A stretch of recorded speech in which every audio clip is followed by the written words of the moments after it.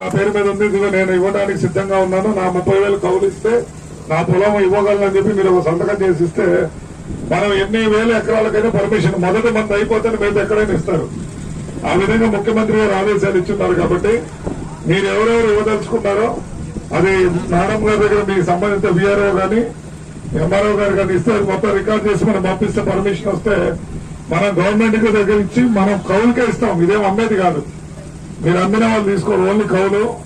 Assignment land అయితే 15,000, settlement land అయితే 31,000 ఇవ్వడానికి గవర్నమెంట్. తర్వాత 2 సంవత్సరాలకు 5%, అంటే 1,500 2 సంవత్సరాలు పెరుగుతుంది. ఆ విధంగా చేసే కార్యక్రమం కాబట్టి మనందరూ అది యూటిలైజ్ చేసుకుంటే గడ్డే పెరిగేది. అవసరమైతే మనం ఆ గడ్డిని పెంచుకునే కాన్సెప్ట్ మన బరుగుళ్ళు కూడా మనకు వచ్చే గడ్డే. కాబట్టి దానివల్ల వాతావరణానికి మేలు జరుగుతుంది. మీకు 30,000 కౌలు వస్తుంది. అక్కడ ఏదైనా మీకు ఇష్టపడి పని చేస్తుంటే మీకు ఉద్యోగం కూడా వాళ్ళే ఇస్తారు.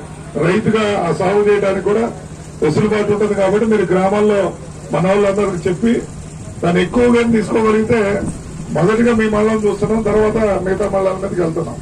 కాబట్టి దయచేసి దాని మీద కొద్దిగా వీఆర్ఓ సీరియస్ చేసి 3 to 1 వీక్ లో మనకు రికార్డు కావాలమ్మా దయచేసి.